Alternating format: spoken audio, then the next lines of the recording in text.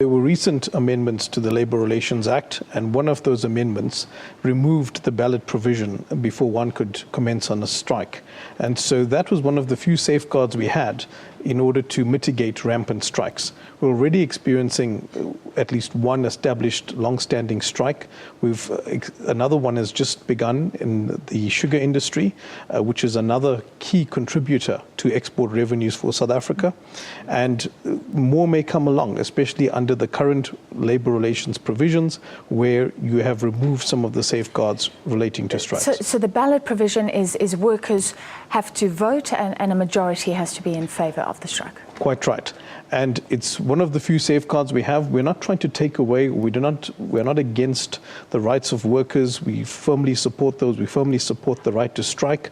But we're now experiencing an unusual level of strike activity in our economy, a protracted level, a historic level of protracted strike activity, and we need to take a serious look in respect of how we're going to address this, how we're going to prevent these events from becoming widespread, or how we're going to prevent it from becoming an element of our economy, which would be a key deterrent to those looking into our economy as an investment destination if it's not addressed immediately. So we've looked at the new leadership that's come into being over the last 24 hours, and we believe that as soon as they take office in their respective positions, they need to turn immediate and strong attention to the economy as a priority. The state president has indicated that, but unfortunately in some of his policy statements, he's indicated a role for stronger state intervention. We don't believe that that should be the way we should go. We believe that a more liberal economy is the way to go. But we believe the leadership need to look immediately at these challenges that we're experiencing and determine how, in partnership with business and labour, we could align around a more business-friendly environment and a more attractive investment destination environment. Well, let's stay with the strike, because I think government has been heavily criticised for not getting involved.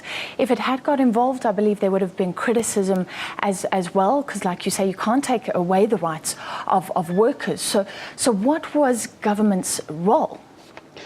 Well, in this case, we are dealing with an exceptional circumstance, and that's where the government does have a role to play. When you deal with something that's exceptional, when you deal with something that's outside of the bounds of normal activity, or in this case, normal business activity. So ordinarily, we advocate that we should have a liberal environment, we should have a balance between the rights of business and labor, the rights of business and consumers. But in this case, this is something exceptional. And the parties that are involved cannot come together in an amicable way. They cannot find a solution. They've tried repeatedly over 4 months.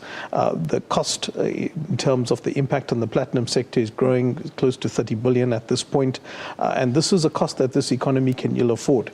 So we need to look at the key ministers that are have the potential to influence this strike, and we also need government to reflect on the strike activity in our broader economy as a matter of urgency, and relook at our labour relations framework and determine how we can reshape that labour relations framework, again, not to take away the rights of labour, not to take away the rights of workers, but to ensure that we encourage more constructive solutions rather than having to deal with unconstructive strike activity. You spoke about the ballot, but would it have made any difference? I know there has been concern that some workers have been scared and that's why they're staying away. That's certainly the claim of the mining houses.